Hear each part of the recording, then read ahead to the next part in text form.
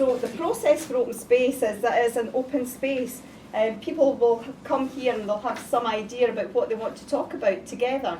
And the notion is that we gather together around those conversations. I just wonder if mainstream is the wrong word and it should be opportunities, because actually what you're all saying is that you don't want to just put this everywhere, it doesn't fit everywhere, but actually there's lots of good practice, and if you share that and it sort of grows like a virus, it's small, it just grows and grows and grows, where it's relevant, like your example in government, that may be relevant in other places.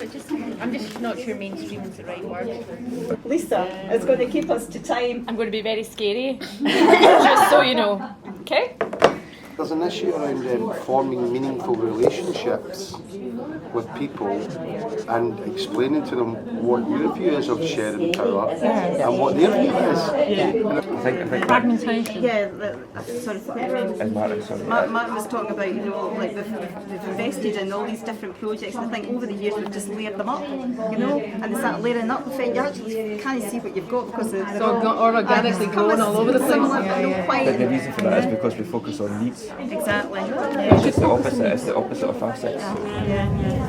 What you perceive as sabotage, but actually it's a change in the language. It's about values. Yes, organisation, we go through bouts of organisational development and change, change the structure here and there and so on. And every time that happens, managers are very conscious of the fact that that's largely a displacement activity, forgetting at the real stuff, which is about relationships between people. And that, I think your point about where's the disconnect, I think there's a big cultural thing around power, where I know lots of people who want to share power, but they don't want to tell the people with the power that they want to share it, because they lack the confidence to do that, or indeed sometimes the skills, sometimes the knowledge. We've got into the habit of thinking solutions need to be complicated and high tech. I think we've got to be a lot more prepared to consider really simple solutions.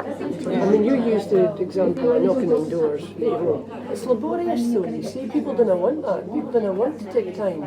They want it to be a quick fix, exactly as you say. And I think get back to basics. Definitely relationship has come out several times. I think that's one of the key things. It's about recognising that the community members don't want to be part of it. Which may be part of they may develop after some time, but some people might not have a plan. Exactly. And how do you It's one of the competencies to do your job.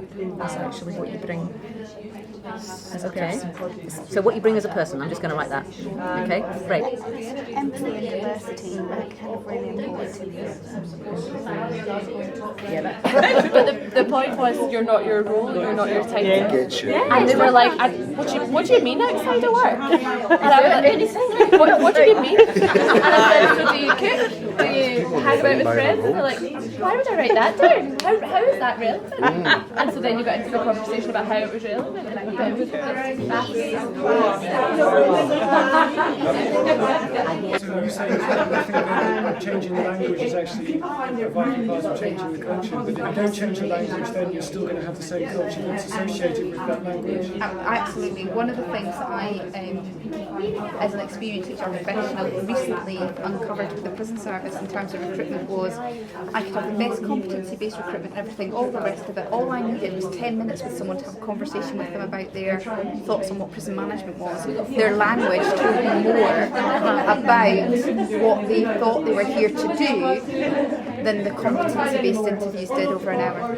So I think the language is absolutely fundamental. So we'll just have a very quick feedback of whatever it says on the post-it notes from each host, just so everyone can have a bit of an understanding of what happened to each conversation. And then we're just going to have a free-for-all discussion. You can talk about your reflections, what you heard, what resonated with you, what you learned, what you imparted, whatever you would like to talk about. It's just kind of, it's over to you. A really rich conversation, and we quickly, I think, began to question their question and came up with a sense that it's not so much about power being in one place and letting go of that. It's about mobilising the power that we've all got and finding strategies to do that in a kind of equal place as human beings to engage. Interactions trump structures. We can create. How can we create a safe space for people who are disengaged at work? I would love to see a paradigm shift in the workforce to encompass and welcome everyone's energy and input. What do we mean by success, which is a wide and varied discussion. I suppose the first point relates to the last point that you made there about articulating a set of values and a vision that encapsulates what we mean by empowerment, empowering communities, service users, whatever name you choose to do, because obviously there are huge institutions with different cultures, different learning styles, different philosophies, and it's important to get organisations on the same page. What I took from the conversation was about being authentic within yourself. You know, being true to, almost like being true to yourself. We take on jobs, like, you know, we take on roles actually other people thought were good for us, you know, and it's not necessarily what's actually best for us. To be authentic, you have to be aware of who you are and what your values are, and that's about being self-aware. And we talked about the fact that we have leadership programs for high age, that we start quite high when people are already quite high up in the organisation, and actually, and it's all about, leadership training is all about being self-aware, so we actually need to start it much younger, like kids being aware of who they are as well. Yeah. Just on the work-life balance as well, and I took from that confidence, having control of that confidence and keeping it realistic on both sides. And then one thing for me was about some of our inner resources are innate. They're part of the talents and traits of our personality that we're born with, that maybe inherited from family or whatever. And then other inner resources we can learn. And it's the two combined that make us a lot more resilient, creative, adaptive, able to resolve conflict. There are a whole lot of inner resources, and some of them definitely can be learned. There are some very good success stories, and there was lots of stories told just in that small group about successes that have empowered communities, that have empowered workers and staff through proper support and supervision systems. Is there something that might hold all this territory we're talking about in a way that could help other people make sense of it? There's a whole area around resourcefulness, picking up on your conversation, and inner resourcefulness. What's a resilient system? What are resilient systems? And there might be a shared language that might be important around this. And then there's another area around recovery, and the kind of bit where we focused on was around the learning journey, sort of personal learning journey into a whole new way of being. The recovery part is about actually how you find your inner strength, your inner resources, how you then use those to move forward with your resources, and then build a resilient team around you to allow you to keep moving forward. Yeah, and we also sort of touched briefly on the idea that some of those ideas also work at a much bigger societal scale, the extent to which we as a society might be recovering from, fossil fuel energy system, etc. As we move in various ways forward as a society, can we look back at the past as elements of recovery? We were talking about the oft-heard phrase, but we do that anyway, or we do it anyway. And it often comes from a defensive place. So it's a kind of way, and it tells you that you need to explore or inquire rather than saying, well, I don't think you do, or whatever, which might be a temptation, but no, none others. Looking for solutions can be counterproductive. I like that one. Your idea, And we also said, does it need to be a destination? Could this not just be a journey that everyone's on? So we're not really doing it because it will change and evolve, because it's part of it's kind of what you were saying before about an ecology or a system. How do we quickly jump to things? Like we were, for example, we were in the conversation about mainstream assets, and it wasn't until about 10 minutes before the end that we thought, mainstream, that's old language, and it opened my mind. My impression of the day is it's been great speaking to loads of people who really seem to be on the same page, which is nice because people are from very different places. In terms of personal resilience, it's nice to be around people that are in that very positive asset-based space.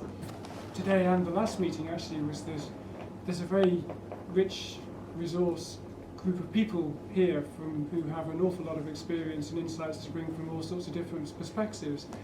And we're all curiously working away at the same problem, but from different perspectives. If each of you could go back to your leaders, what would you want them to say at the Scottish Leaders Forum? Because this is where this comes from, and in essence this project will go back to. What is it that the Scottish leaders who are sitting round in November, as they are, could do to help encourage? I think there's two parts to that. The first thing I would want them to say is, from the feedback we've got, we're making progress. And it goes back to Clive's point, is we're all actually looking at it, sometimes in different ways, sometimes in similar ways. But I think we're all on the journey, which I think is a very positive start, actually. The second thing is, in terms of what they can do, I think it's about what we were talking about, which is carrying on displaying the behaviours, carrying on living the values and beliefs, in order that you don't, because what you end up doing is if they topple off of that and they move back to command and control, well actually all that months and months of work that you put in automatically allows the previous culture to automatically re-exist. So what they do for me is carry on demonstrating the behaviours, facilitating events like this, allowing the space to learn and contribute and share for me. What difference we really are making to people that are certainly needing to use social care services. I think we need to be demonstrating some of that impact and some of that difference that's been made. Can we measure impact? There is a measurable aspect to it, which is around social capital. Not everything that's important is measurable, and not everything that's measurable is important. And that's a sort of dilemma, I think, about how you assess the impact of your services. For me, I think it's important that people that use the services are asked what they think about the quality. I think the people that deliver the services should ask about the training they receive, the values that they're working with, and that has to feed into the national strategic bodies. For the person who's on the receiving end of the service knows very well whether it's been a good experience or a bad experience. They might not be able to measure it, but they'll sure as hell be able to tell you if you took the time to ask them whether that was, a good experience or a bad experience. I think actually this is a whole piece of action inquiry in itself. We are actively inquiring into the difference that we make, each of us. There's absolutely nothing to stop everybody that leaves today to adopting a much more explicit attitude of inquiry about the difference that this approach makes in the world, their world, and seeking evidence about how that makes a difference. And bringing that back next time we meet, so we could actually begin to build that narrative of how this makes a difference. And that would really be living what we've said about taking on this, this attitude of inquiry. Let's hear your stories next time. Let everybody go away and come back with a story about how they work in an assets way, and the successes and the things that just go. Let's hear all of those next time.